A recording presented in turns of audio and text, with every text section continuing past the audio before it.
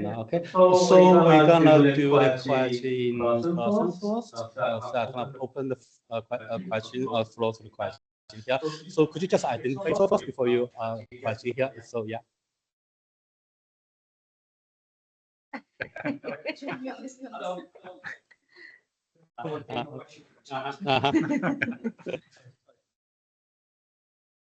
Hi, my name's Alan O'Neill. I'm from Northern Ireland Fire and Rescue Service, and this morning's been great.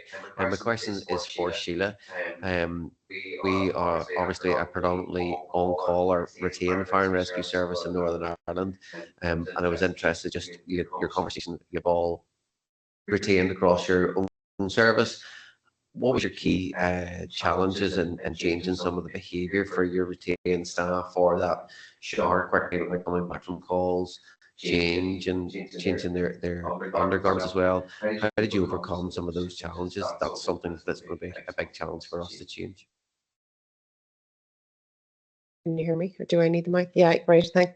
Well, I suppose first thing to say is probably we haven't overcome all those challenges yet, because it's definitely something that's in process. For example, that good practice note that I mentioned, that was issued at the end of last year, so a lot of people are kind of working through, making more improvements at the moment. I suppose the main challenge is probably around I suppose knowledge in terms of why they're doing it, and people understanding themselves what the real risk is. Obviously the behavioural change is probably the real thing, but I think instructors and people providing the training are trying to be much more proactive in terms of, I suppose being more diligent and setting an expectation. I think there is an opportunity, particularly there, like I said, for new entrants to reinforce those good behaviours from the beginning.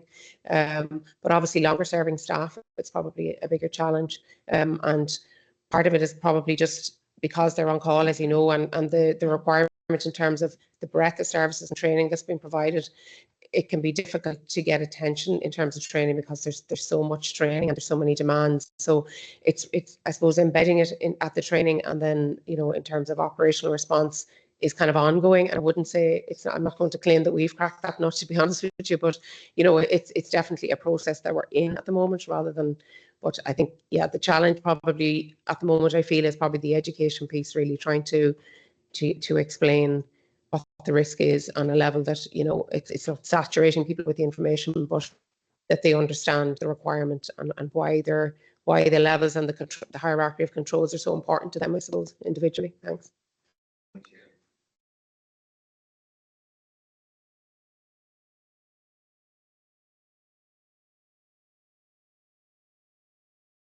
Good afternoon. Gav Jankos, South Wales Fire and Rescue Service. In particular, I suppose, to the last presentation, given that the new framework of the structural PPE and the lightweight PPE coming into place across England and shortly in Wales, how do fire and rescue services look to protect themselves, probably against the product manufacturers when we move to self-care packages, where we're going to have to go through repair, we're going to have to go through inspection cycles, which are effectively going to be gatekeeped by the manufacturers of the structural PPE and the lightweight PPE. How can fire and rescue services protect themselves in that? Thanks for the question. I mean, fundamentally, it's about training. So 23616 doesn't say it's got to be done by a third party. It says if the organisation does it themselves, then they receive training from the manufacturer, and therefore you're suitably trained to perform those activities. When it comes to repairs, exactly the same thing. That's cleaning is important and is specialised, but obviously repair is more specialised because that has a more direct impact on the protection that you're being given. So it would be a case of working with whoever the supplier is to make sure that you get relevant training on all elements of the PPE.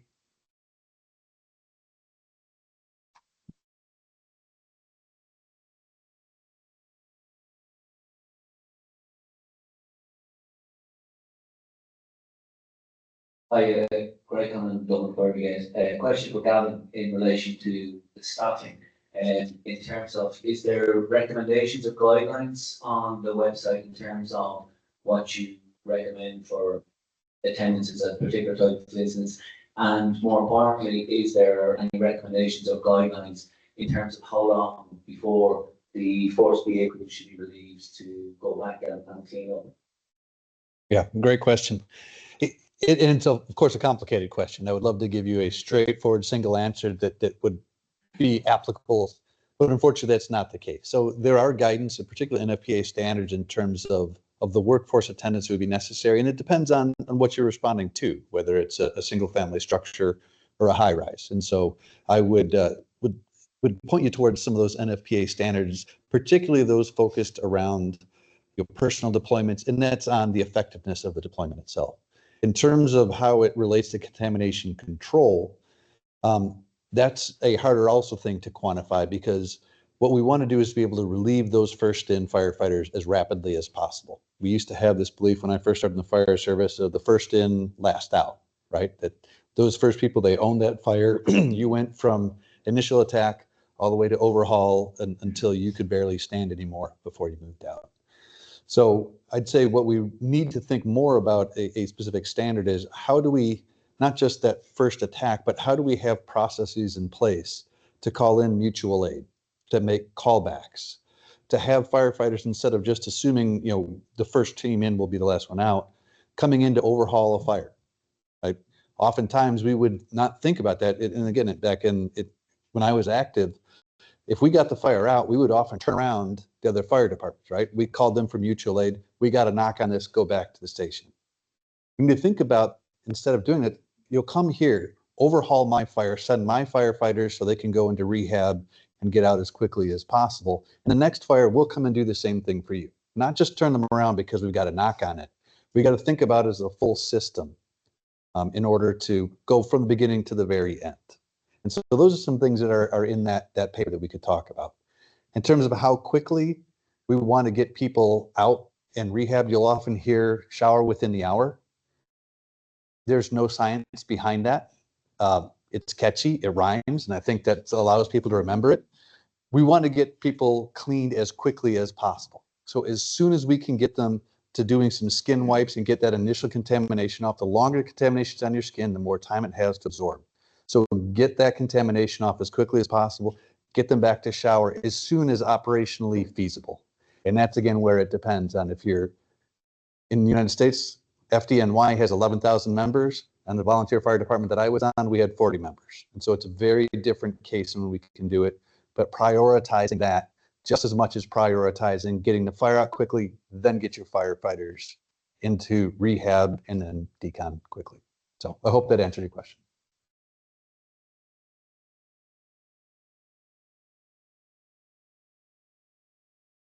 Oh, so, okay, there it is.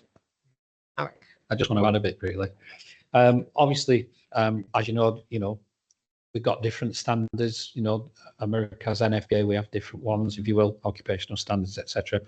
Some of the things that's perhaps been forgotten is that our kind of initial wear is limited by the BA set, but now what we're seeing through new products is extended duration BA sets, and the bit that's missing is, what does that add physiologically to the wearer? If we're putting somebody in for a long time, you know, what effect does that have beyond getting tired, you know? So that's one issue. The other issue, certainly in England, starting in July, the Health and Safety Executive are starting a programme of inspection on fire stations. So initially there's 12 fire services. The chief fire officers have had letters from the HSE. They're coming in, and what they're looking at initially, I believe, is shower facilities, either shower facilities for male and female. Is there a provision, and this is perhaps a strange one, but for the service to have issued towels, because it's kind of seen as, it's not up to the person to bring the towel, it's up to the station to provide them and the laundry of them. So there's a set criteria that they're going to be looking at. Now, the word out on the street is that they're not going to come in and fine a fire service for not having, shall we say, things in place, But what they are going to do is issue like a charge for them supporting the fire service until everything's been remedied, which could add up to quite a bit. The emerging bits of it, that I agree on the shower within the hour, it is catchy, but the reality of fires isn't that, is it?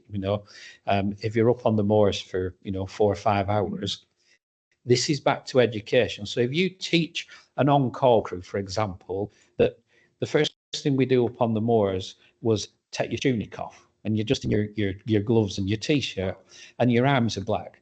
But if you teach that crew that if that soot sits on your skin for 4 hours, you're going to absorb X amount of percentage more toxins. So every couple of hours, just give yourself a wipe down on bare skin. That on its own might, and I say might because everything is a might, make a difference. In terms of the turning things around, for me, overall, has to begin with, we survey the building with the gas detector to check the levels. That determines what level of IP particulate protection, whether it's PP3s, whether it's BA, whether it's sufficiently below the levels to be in there without. But it's understanding that might change once we start to move furniture and debris, when we change the ventilation profile. All those things need to be part of that exposure logging. We've gone in, we were exposed initially. How were we exposed when we were turning the property over, when we were clearing it out? Did we uncover, for example, smouldering hotspots? Were there things in there? That suicide I showed you, the guy in that house, he went through the entire house with petrol. Then he disconnected his gas meter, and he basically made a bonfire in the front room. So he wanted to do it, and the explosion, it flashed the petrol, and then the gas explosion put the fire out. Just imagine the level of exposure that was left as residuals, polypropylene carpets, spill burns all over the floor, up the walls. The day after, an Home Office scientist come as the pathologist. We left the body where it was because we were told to, so that he could determine the mechanism of death for the coroner. We never ever thought, what's the levels in here right now? We just didn't think of that. I have a video clip of a fatal fire that I did. And the lady comes out the bedroom window, and I got her autopsy because I was the FI for the fatal. And when you look at what come off her in terms of fire contaminants and everything else, because there's a tox report, I just thought the poor paramedics that were dealing with her in the ambulance had no idea about any of that. So I think with Dublin, especially because you do, paramedic, I think it's vitally important we educate the on-call as well as all-time and understand, for Sheila, it's an issue, isn't it? On-call, we're going to suffer retention and recruitment issues if we don't look after them properly, and it is education in the first bit. That's the easiest one to do. Sorry, I've wittered on there.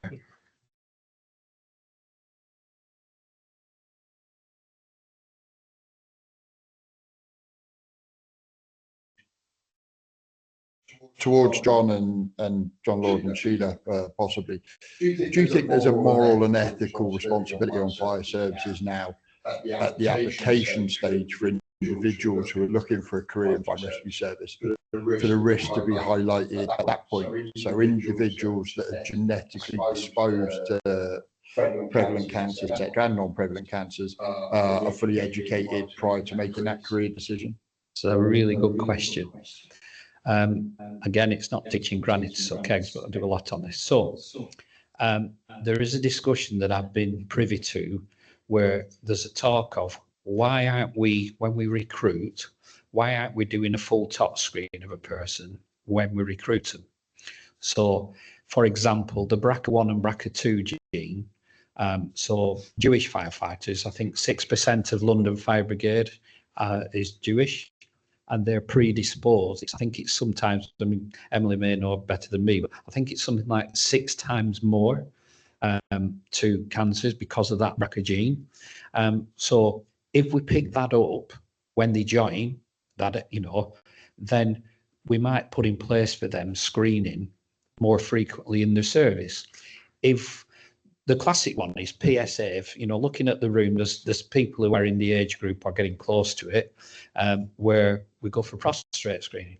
And what the NHS and the health providers are doing at the minute is saying your PSA readings in an acceptable range. That's absolutely useless, because what you need to know is what it was.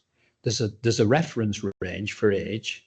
What we're really interested in is how quick it changes when you get it done next. So I've got my 6 monthly check is next Tuesday, and I know what my last one was. I know what it was for the last 2 years, etc.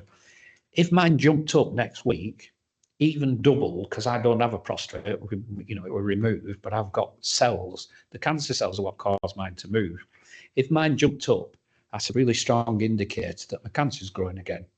So it's PSA velocity is what's important. So you need to know what your PSA level is. So anybody going for it, don't accept them saying it's in the green range or it's in an acceptable range. But absolutely, at the beginning, I think that's that medical that you get to join. I was very much privileged to stand in a window with no curtains, with not a stitch on, when the doctor were doing my entry medical, and look across and see all the ladies in the canteen laughing their heads off at me. That's my first memory of a medical. Sheila. Yeah, I suppose I'm not sure how explicit we are about any of the occupational hazards of the job in a sense at recruitment stage or in advance. Do we have an ethical responsibility? I suppose we probably should now, given that we have a lot more knowledge and data and science and information related. That's very categorical, I suppose, in terms of the risk. Obviously, it's a conflict in terms of we have a significant issue in terms of recruitment and retention of staff generally. But people should be making an informed choice. And I suppose if they are a particular risk, we should be providing them what information they can to make an informed choice, I would think, yes. But how we go about doing it, I'm not entirely sure if it's being done. But but I think in general, with all the hazards, occupational risk in terms of the role, we probably need to be a bit more explicit so people can be more informed of their own decision. Yeah, I agree. And I think it's a great point. I think everyone, regardless of what job you go on to do, should be aware of the risks that job brings before you sign the contract and agree to take part. I do think in terms of training, there's an awareness, I guess, in terms of the risk itself, what things are in place to help reduce that risk. But also, I think part of that is lots of things can cause cancer in our lives, right? And so I think part of that also needs to be an awareness of the personal responsibility and things people can do for themselves for all the other things that also can cause cancer. But I absolutely think that before you sign a contract, you should be fully informed of the risks, of the mitigations, of the things that you can do to help yourself, and the responsibility that your service is taking to help reduce those risks as well. And I think training instructors play a really strong role in helping that education and that education part move forward. But yeah, I would love to see that information shared. And I think it's easier for me to say this as an academic rather than someone who is responsible for numbers and ensuring you've got enough staff to kind of complete the jobs and fill your quotas and everything. So, but yeah. I suppose that's another point probably in terms of instructors and the continuous exposure. And I suppose we'd have instructors now, we're probably looking back thinking, God, I wish I hadn't done that, like what John was saying. But now that they are informed, the incentive is there for them to protect themselves and the students. So that's actually probably what is driving a lot of the change in terms of the training realistically. But again, is that going to be a challenge then in terms of having particularly BA and CFPT instructors? It probably is, because people may be less likely to put the foot forward to want to do it unless they feel very well protected. I think the other thing is that we probably are doing actually across all the fire services, there's good work going on, people are doing what they can, probably not enough, but there is a lot happening. And in some cases, maybe we're not actually disseminating that information very well to actually what control measures are in place, and the level of protection that is being afforded. And also, I suppose, having the conversation in terms of getting feedback from firefighters, creating a better link there that we can adapt, I suppose, a little bit in terms of filling in the gaps all the time. Thanks. Yeah. Sorry, just one more point. So this only come a couple of weeks back. Somebody was on a course with one of the training centres, and they said that they'd got wet and dirty on the first day, and they were told, put your kit in them bags and they're going to be laundered and they'll be here for you tomorrow. When they went in the day after, the stuff was still in the same bags, and they were told you'll have to put the wet, dirty stuff back on. That's after Christmas. That's earlier on this year. What we have to see is training centres. Don't tell me you're actually doing all this, because if people are ringing me telling me different, that says you're just ticking a box and playing at it. And we're playing with people's lives by that. And as Sheila mentioned, the BAIs and the CFBTIs, we know that the exposure to heat, repeated exposures to heat, unlocks another issue with rhabdomyolysis. So there was a body of work, you want it, Emily, about restricting how many times they could be exposed in a given period. That's really good. But how many people know that, you know? And that's what these matter for,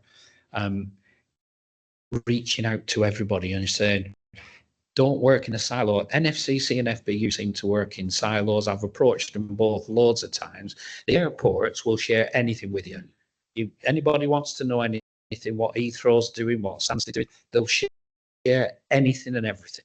They'll welcome you on a visit, you know, whatever. I'll shut up now.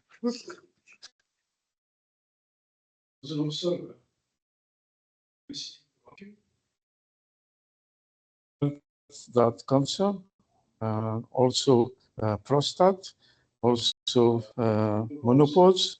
So it's caring in sort of way. And if you put an advertisement for a fire officer to join a team, and he can hear what the consequences of that, he said, no, my life is better not to join them, go elsewhere. Now, the other point, the consequences of fire is changing. The heat rate coming from the new material is not the same as before. So the equipment is going to cost a lot to save the, let's say, the human being. So if I hear the 325 millions investment, and it's not enough, it looks like. So do we have to seek for robotism, let's say, in the consequences where no data is available, and not to put people, I mean, to get, contaminated, and the consequences will be very severe on the families which they left behind. So do you think the robotism will be the solution in order to avoid all this kind of contamination? So that's a general question. Yeah, well, I suppose, yeah, we don't want to lose all the staff we have now, which I think they're going to replace them with the robots. But yeah, I suppose in reality, like we need to look at all kinds of innovation realistically, don't we, trying to reduce the risk. And there, I suppose in reality, a lot of the activity that the fire services are doing, and certainly in ours, it's not structural fires, but clearly, they're low frequency but high risk. And if there's more innovative ways of dealing with it and protecting the staff, well, then that should be considered. But again, as you say, the cost is an element. Like that 325 million over, the few year period that it scans is really in terms of the structural, the buildings, and I suppose the overall expenditure within the services is increasing very rapidly. And that is a challenge, meeting the cost of providing the service, including the thing around the staffing and having adequate staffing. And yeah, so introducing, I suppose, the innovation, it's worth considering, but again, the cost and how it's done, I'm not sure. But I suppose, as always, we'll learn from others on it, hopefully. Yeah, I guess I think Gavin and John both touched on this earlier on in terms of the inclusion of technologies within areas where we can. So within training facilities, for instance, and those examples where we're using situations where we're not having the typical fires that we used to have, and we're using kind of simulated versions, and gas that's creating smoke from different ways. And I think those are key examples of being able to reduce exposure because of the benefits that technology are affording us to have. I think it would be fabulous if we were able to fight fires in a more, I guess, technology kind of intelligent way. And I think there'll be products that come along as things do develop and change. But I can't see the firefighter will always be needed in that circumstance, because you need somebody with knowledge and intelligence to interpret the environment, to make the choices and the decisions that impact those that are part of that fire scene, and to kind of direct that attack of the fire in the right type of way. So I don't think we can ever get rid of those individuals who are key to those key scenarios. Yes. think a really important point we have to remember though, we can talk about safer training, but when we're recruiting people to start, they have to know what fire is. They have to know what it feels like, what it behaves like around you. So there is an exposure that we have to accept, but we have to have the processes ready. After they've had that, all the decom part of it's ready for them. It's all logged right from day one to the very last day. Fundamentally, yes, investment makes a difference. Robots can't think on their feet and rescue people. That experiment was tried in the aviation industry, in that we're using, I know of instances across the world where, oh, we're going to introduce HREC technology, which will reduce people on the trucks. Then, you know, HREC can't pull somebody away from a chute at the bottom of an aircraft. So we still need firefighters. It's the best job in the world for me. I started it at 18, I'm 65 now. I still love being on fire stations. It's the best job in the world. Everybody, not political, needs paying more, on call especially, no. And it does need investment, definitely does need investment. We shouldn't be in 2026 seeing fire stations with no showers for females. That's just a bother.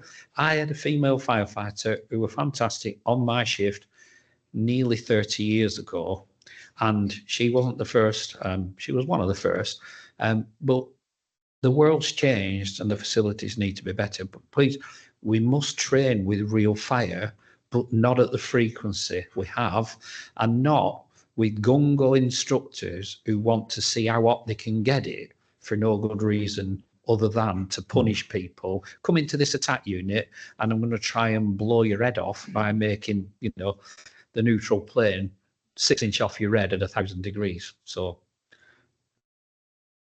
there's been a handful of things about instructors. So I guess just to add in that, when I first started doing work, most of my work focused on instructors and thinking about the consequences of repeated heat exposures that they were experiencing.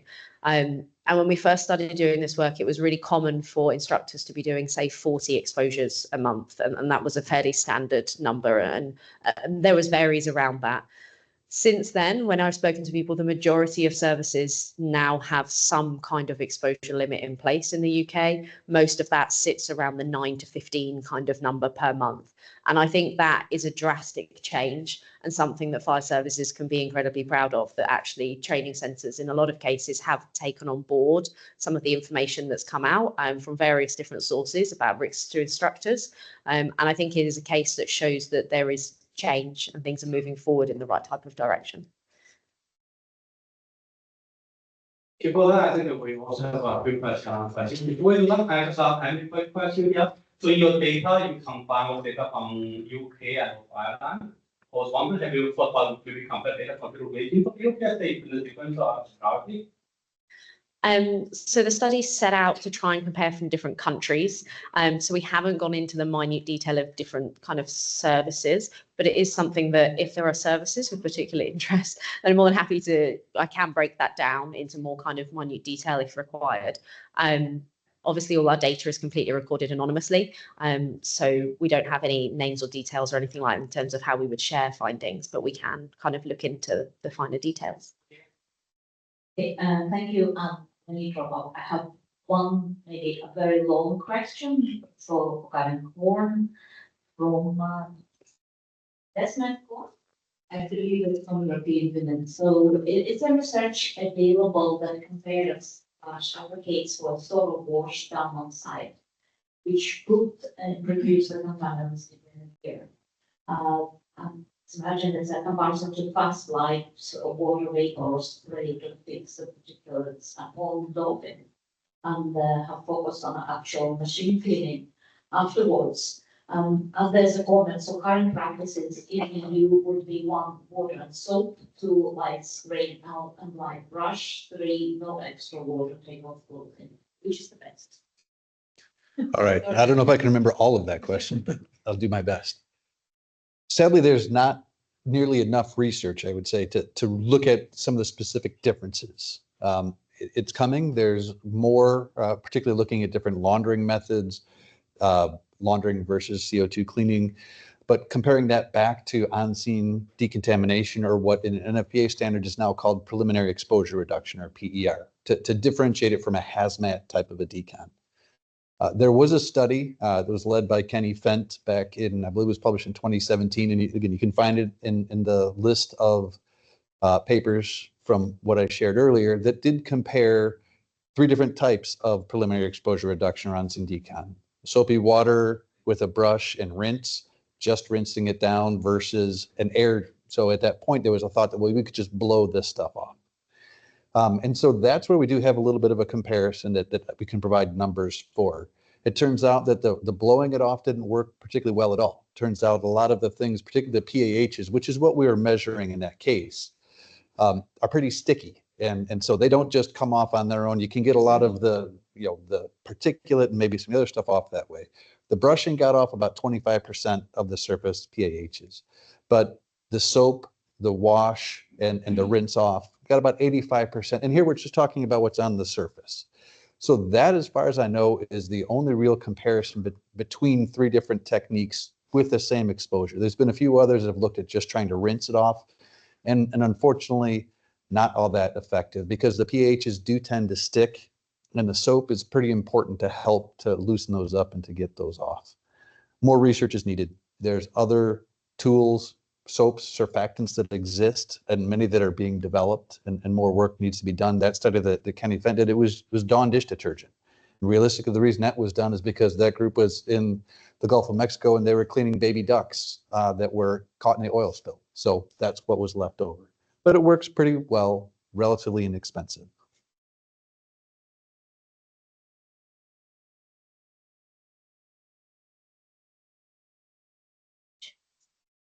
Questions or comments, we will keep the whole discussion safe. Thanks very much. Thank you.